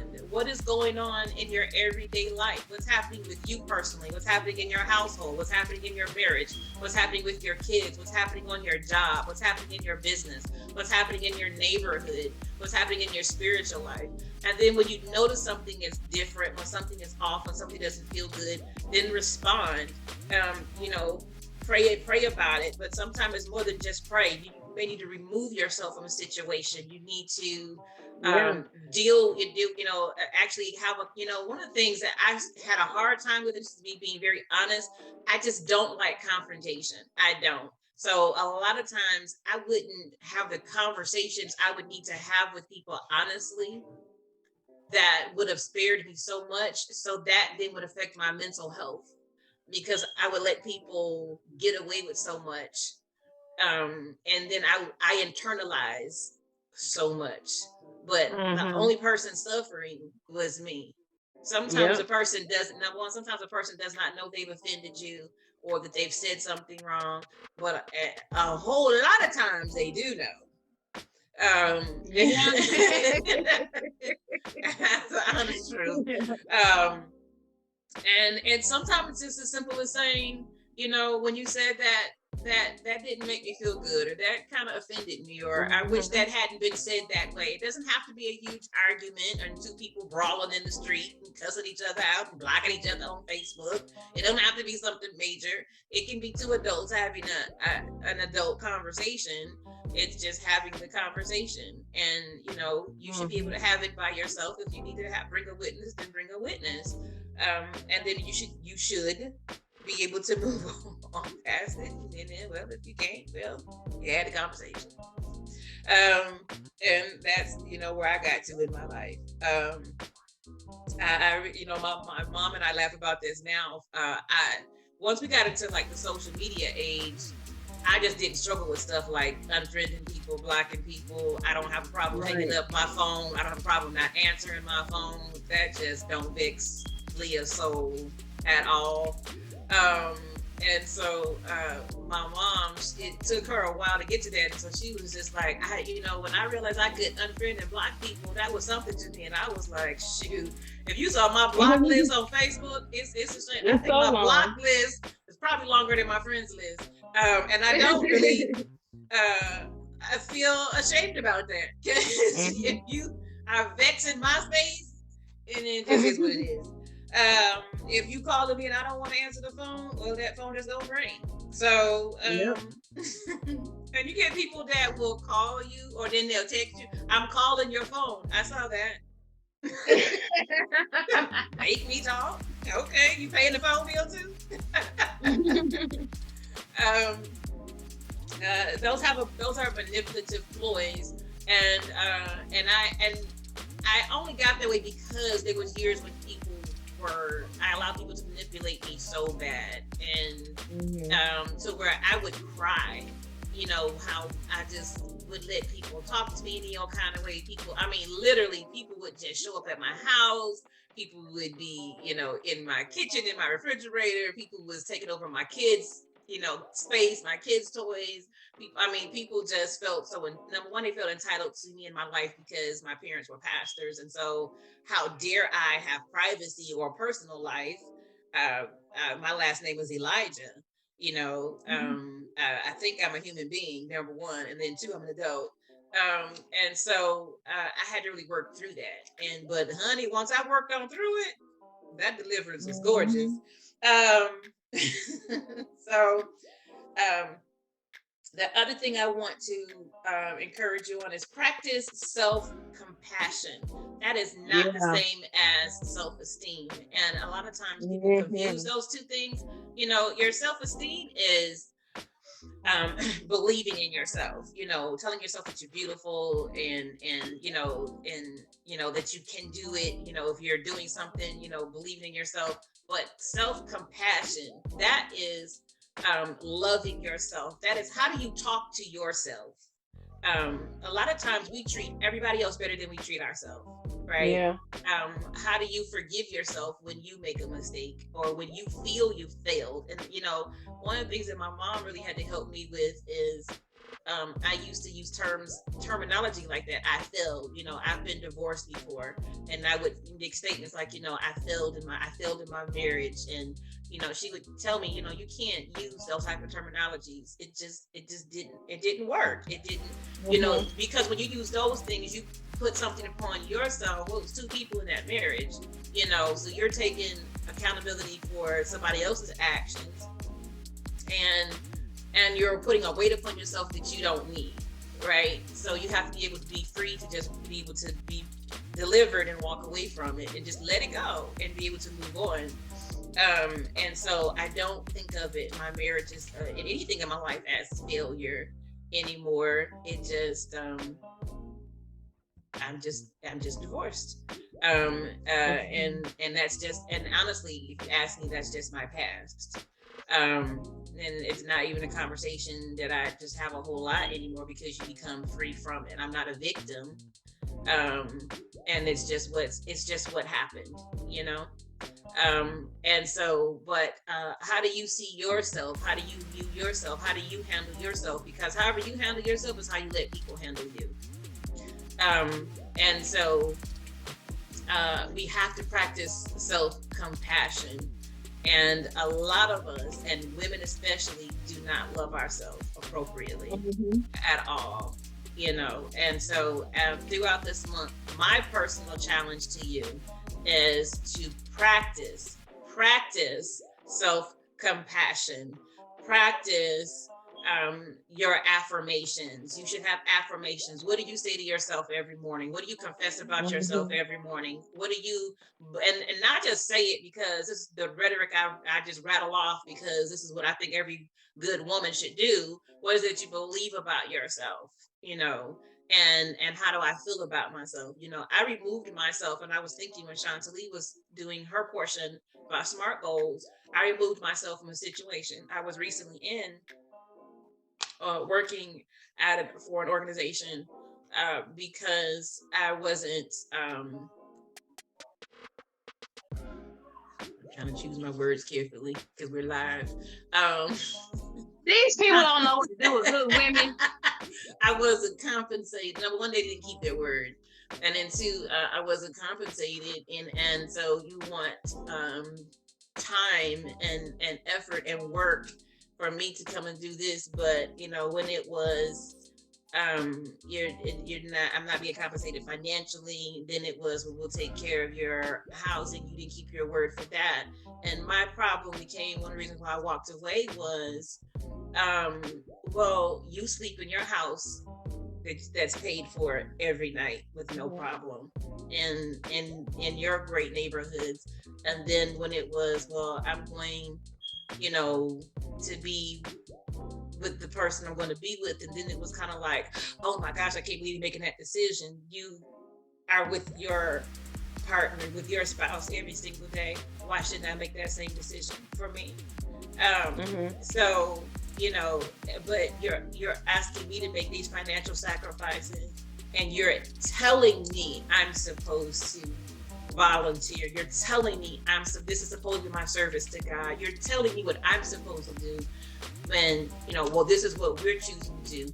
Yeah, but most of y'all are medical professionals, and most of you all don't need to do this, but you don't have to tell me what to do with my time. So, but the problem was, the only person qualified to work there was me.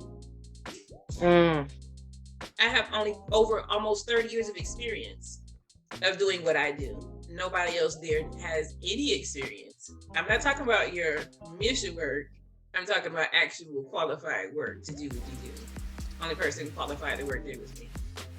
But you didn't want to pay me. And toward the end, you could hardly say thank you. So it was just like, and when except one other person, only other person who looks like the people that you want to go help is me.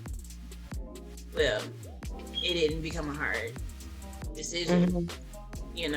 It's unfortunate because, like you said, you don't know, you God blessed you what you said you wanted, and then when you got it, you didn't know what to do with it. So then I have to make a decision for myself, and I didn't have to remember how to love myself enough to walk away. Because I stayed 6 months longer than I should have been there, because I kept saying, but the kids, but I love the kids. But in the time I've been there, it become violent. The time I've been there, it just became a lot of things. I'm like, you're not protecting my life. I wasn't concerned about making sure that I was okay about certain things. So it was just like, at the end of the day, only person that can be really concerned about Leah and protect Leah is God and me. So the both of us gonna bounce, and we gonna be all right, And so I think that a lot of times we settle in situations, especially spiritual situations, church situations, because we feel like we're supposed to or we have to. That's not so. And we make sacrifices that we don't need to make, and I was like, I need to leave before I lose my mind, and it becomes really not good, and I'm at peace right now. I really am. And I'm glad for the time that I spent. I learned what I needed to learn. I felt like I completed the assignment that God had me on, and I'm good, Angelique, do we have any comments before we wrap it up? Anessa said she just finished the book Clutter Free by Kathy Lip. What Jesus has to say about yourself. You said Kathy Kathy Lip? Okay. What Jesus has to say about your stuff, getting rid of everything that has been holding you back from your life purpose, mentally, physically, and spiritually. That sounds good. Oh, okay, that's good. Mm-hmm. Well, it's been a very good show tonight. And Chantalie, can you let people know how they can look for you and your business? Any of your pages? Okay, I mostly post on YouTube. You can find me at Spiritual Business Guide there.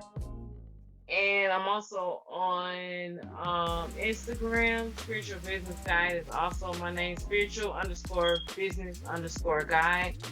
And I just talk about what's going on. I follow the lunar cycles and I just give information on how we can follow the lunar cycles and help us reach our business business goals. So that's mainly what I talk about: astrology and business coaching. You can find me there, those places. Fabulous. Angelique, how can we find your business? On Facebook, Anderson and Burns Recruiting on Facebook, and Real Work at Home Jobs on Facebook. Okay. My businesses mainly is Black Diamond Global LLC on Facebook, and This Is What a Fighter Looks Like on all social media platforms.